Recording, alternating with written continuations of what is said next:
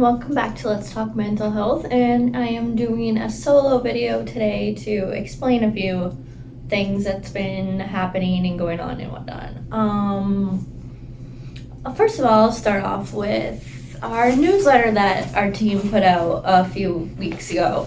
We're planning on doing a monthly newsletter with different mental health topics and information. The last newsletter we did anxiety, depression, seasonal affective disorder, how people can get involved, media and mental health, and frequently asked questions, which was in the previous video where Bree interviewed me and asked questions about what Let's Talk Mental Health is and our goals. Our first topic was general anxiety disorder. This basically talks about what generalized anxiety disorder is, which is a mental condition that consists of 6 months or more of not being able to stop worrying, having difficulty doing daily tasks and activities, being restless or on edge. Some people may have trouble concentrating or having difficulty falling asleep and staying asleep. They could become easily aggravated and very restless. Another topic we did was on depression, which is more than just feeling sad all the time. It's an actual mental condition that causes you to feel very low for a long period of time. Losing interest. Here's a quote. Sometimes you get better, regress, and then get better again. As this positive depression quote points out, healing is not linear. Never underestimate the power of positivity when dealing with a mental illness. I did an article on seasonal affective disorder, which a lot of people deal with at this time of year, with the changing season into winter and it being freezing all the time. You don't want to go anywhere, so most people are cooped up in their house. Especially around like Christmas time, you're supposed to be happy and jolly all the time, and like that's unreasonable for most people. So seasonal affective disorder is basically different like specific seasons. Like some people even get summer seasonal affective disorder, which happens to them in the summer, and they're have the same symptoms as this, but like some people it's only seasonal affective disorder. I deal with it too because, like as I said, it's hard for me to want to have the motivation to go out and do anything. I literally have to force myself out, and it's cold, and I don't do the things that I'm used to doing and being productive all the time, so that makes it difficult as well.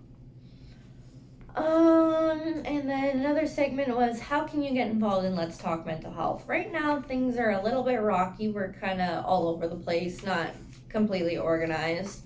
I have a wonderful team of 8 right now, I believe. Always looking for any more help. We have an event coming up very soon. We just have to confirm the location of it. It's gonna be a coffee and talk night, so coffee, games and whatnot. I'll keep posting on the page of any updates and stuff when it comes to that. And you can contact us through Facebook, YouTube, Twitter, and Instagram. Our Facebook is at Let's Talk MHSG on Facebook. Let's Talk Mental Health. YouTube, it's just Let's Talk Mental Health ! Twitter at Let's Talk MHSG, and Instagram is LTMHOSG. So we are looking for individuals with strong-minded personalities that are willing to put in the work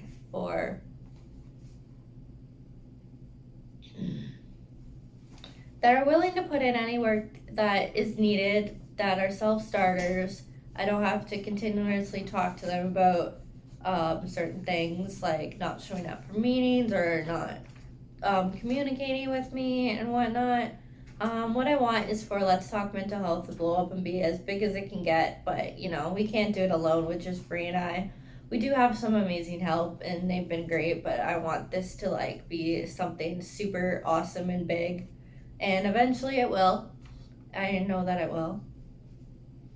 Just email to letstalkmentalhealthosg@gmail.com to get an application. The application is basically why you want to volunteer, why you're interested, how you heard about the opportunity, and just information I can have on file that I can go back on. And then we'll go from there. Here are some songs that help people that I've asked through some tough times. Mariana's Trench, Who Do You Love? Machine Gun Kelly featuring Youngblood, I Think I'm Okay, or Tom McDonald, I Wish. Happier by Marshmello. Motivational videos on YouTube, listening to great inspiring people that share the same views and beliefs. Fight song, Rachel Platten. Sunrise by Our Last Night. Praying by Kesha. Paradise Lost by Hollywood Undead. Those are some really good songs that help people through some difficult times. Past events, me and another member, I posted the video about Let's Talk Day. We wrote our speeches and we promoted Let's Talk Mental Health, so shout out to us for doing that. That was scary, but we did good. And as I said, an event coming up, we're planning a coffee and talk night with games pertaining to mental health. Details to be confirmed as soon as we get a location for the event. And Bree did an article on social media and mental health, which is talking about if social media is good for mental health or if it's negative on mental health. It can be both, and there's a lot of negative effects like depression, anxiety, cyberbullying, unrealistic expectations, comparing yourself to other people on social media, like being like, this person just graduated through college and I haven't even gone back to school yet and I'm sitting around doing nothing with my life. Basically, that can makes you feel like absolute crap. So it's good to take step backs from social media every once in a while just to focus on yourself and your own goals. I did an article on mental illness in the workplace. This is something that I deal with daily basis because I work full time at Tim Hortons, and it's very difficult to maintain good mental health in the workplace because you're constantly having to be super fast and speedy and precise all the time, and that's hard when you disassociate like I do and then I get in trouble for it. It's not your fault. It's something that you are trying to control, and more workplaces need to have that education on mental illnesses so they can further better help their staff succeed. My article says, in this day and age, we all need to work to get by. We have bills to pay, goals to achieve, things we want. So in order to get these things, regardless of a mental illness or not, work is a necessary aspect to our lives. Finding work that suits our needs is not always a simple task. We usually go for something close to home or what seems easy to us. Most people settle for fast food. Generally, fast food is one of the easiest jobs you can have, but when you're stuck with anxiety on a daily basis, those simple daily interactions with your coworkers and customers are mentally exhausting. Also, the fast pace you're stuck with doesn't help either. Being forced to be on your feet for 8 hours a day, having to hurry up and get those orders out to those customers who are constantly tapping their feet in impatience, as well as many employers not having the knowledge or understanding of mental health, so pushing their employees to their greatest limits is a factor that always comes into play. Most don't understand that sometimes workers just need a mental health day to unwind and recharge their energy to be productive. I personally would rather use my sick days for mental health days. Coming into work with a cold sounds more pleasant than a bad anxiety day, in my personal opinion anyway.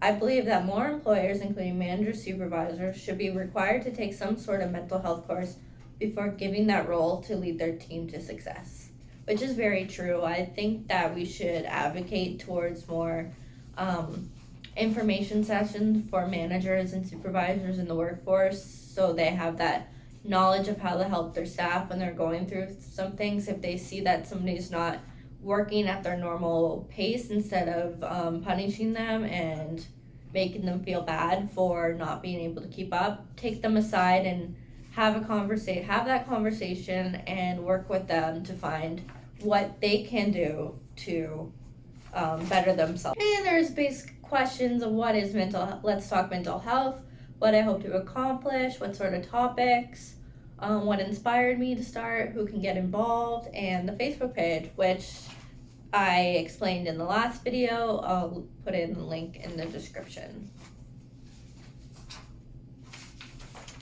And I put some resources for my city, like where people can go for like walking clinics. And I also found a really amazing site called bigwhitewall.com.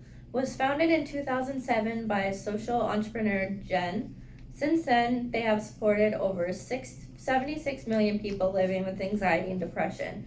Our passionate and committed team is based in King's Cross in London with clinicians around the world, ensuring they offer 24/7 safe support. I've been on it a few times. It's really supportive people, and it's a really great resource if you want like that anonymous support. So yeah, this is our newsletter from 2 weeks ago. I think we put it out. It was sometime in February. 2 weeks ago I think we put it out. We're planning on doing them monthly, but we haven't really discovered our topics for the March one. But we'll get there. Things will get better. Things will start looking up. So yeah, I just wanted to do a small little video just explaining the newsletter and some little things like that. So thanks for watching and see you guys later. Today, Bree's gonna be in a video very soon. We're planning on filming a video Sunday, hopefully if everything goes well with the weather. That's gonna be the PTSD and healing video we have planned. We also have an awesome activity planned for that day. And more exciting things coming up, but it's kind of hard to do anything with the weather right now, so everything's indoors and whatnot. But this video is a serious topic that I've been wanting to talk about for a while, but I've never had the courage to do so until today. So I'm just gonna talk about it. Trigger warning, sexual abuse, and self-harm. So just thought I'd get that out there. From the ages of 9 until 12, I was molested by my brother. It started when I was 9 at the time, and then my mom found out when I was 12, and it all got taken care of.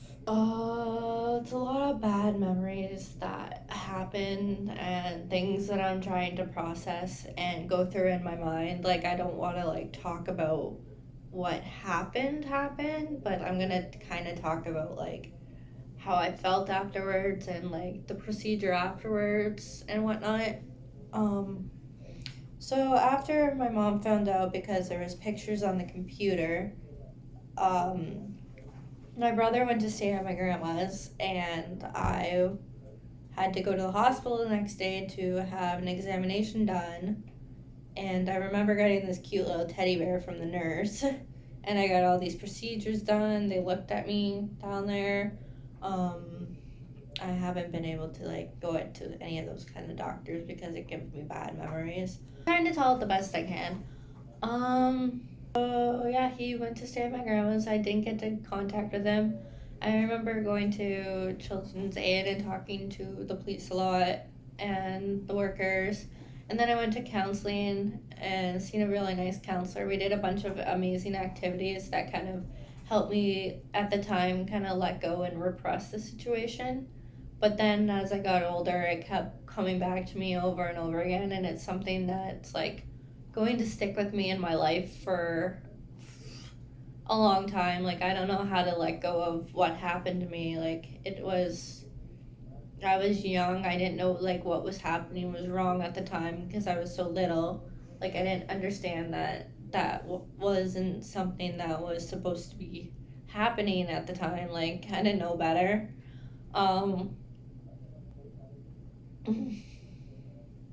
So it's still something that affects me to this day, and it's hard to have normal relationships because of what I've been through with that, because anything sexual with anybody that I'm with is a trigger for me still.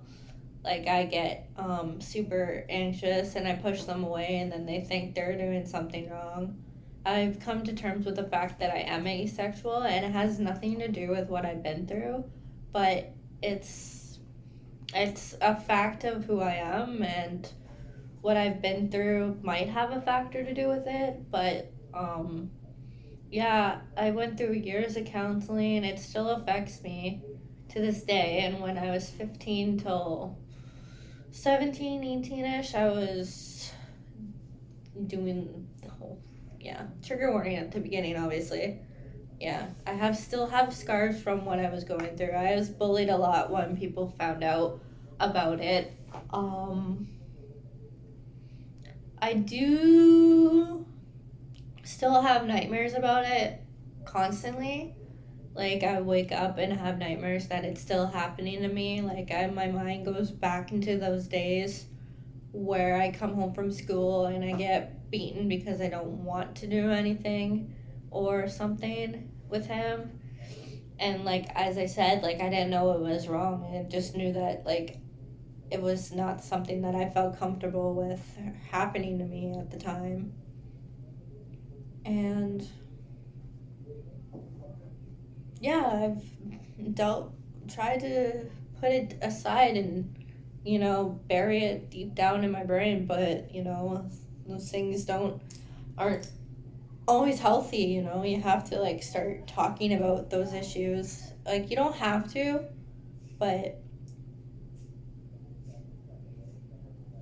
sometimes it's healthy to just, even if you, like, write it down in a journal, or if you talk to a camera in a silent room or something, like, just to get it out there. So, like, I don't know, so you can, like, learn to survive again, I guess. And last year, I was in a relationship with somebody who knew what happened to me. Like, I told him everything from the beginning, and he would still try to force sex on me, and I told him I didn't want to. And so I broke up with him for those reasons, because of it, and I still have nightmares about him touching me the way that he did, and I didn't pursue anything on it. I didn't want to have to go through that again, so I just try to let it go. But it's been hard, and it's been something that's hard to let go of. Like, you can't just let go of those things. They're on my mind constantly throughout the day, and it's scary. Like, that's why I disassociate, because my mind's, like, I randomly, like, at work, I'll think of something like that, and I'm not supposed to be, and I just go, something that's always going to affect me. But it's just how I choose to deal with it from now on is what's going to be the main part. So, yeah, thank you for watching. As I said, Bree's going to be in a video eventually. Maybe today, maybe tomorrow, maybe Sunday. You never know. So, toodaloos. I picked up my skin. Yes, that sounds weird, but a lot of people do it. It's a symptom of anxiety, and it started in grade 8 when this girl was bullying me, and she told me that I had a pimple on my arm. So I popped it because I wanted to get rid of it, hopefully stop the bullying, I guess. And it caused a euphoric feeling, and I kept doing it, and now I'm stuck with that on my skin. And I disassociate when I'm doing so, and I don't, like, realize how long it's been since I started picking out my skin, and it could be, like, hours or, like, I'm not gonna say weeks because that's dramatic, but like, it took me almost like a half an hour to an hour to write the script for this video. It's like, I kept stopping to pick out my skin. I got distracted. I don't know why I do it. It's just something that calms me down, and I do it while I'm thinking, like, a bunch of different thoughts in my head, and, like, I could be, like, having, like, the worst day ever. I'll stop and I'll pick my skin for, like, hours on end, and, like, I feel calmer and a little bit better afterwards. And I hate that I have to do it because, like, it's embarrassing going to the gym or wearing a shirt and people being like, what happened to your arm? What'd you do to your arm? And it's like, I didn't, like, do it on purpose. Like, and then unfortunately it's also a symptom or a form of self-harm. There are weeks that I've stopped for a while, but then I would start again for stress reasons, and I would just keep going at it, and I wouldn't be able to stop at nothing when it comes to picking at my skin. And it's disgusting. Like, I feel like a gross human being because I pick at nothing on my skin until it bleeds. And, like, I'm around my friends, and, like, they don't even know what I'm doing. They're like, what the fuck? And I'm like, hey guys, just picking at my skin because I'm anxious. So, yeah, I wanted to explain that. It's called the big word. Oh, yeah, it's a big word. I can't pronounce it. Dermatilia or something like that. Yeah. It's a type of OCD and anxiety disorder type. But the one that I have is skin picking, and it's horrible, and I hate that I do it because I have these nasty scars on my arm. But I don't care anymore. It's who I am. It's what I do. It's how I cope. I'd like to be able to stop and find like other ways to cope and whatnot, but unfortunately, that's my way of coping. Take it or get the fuck out. So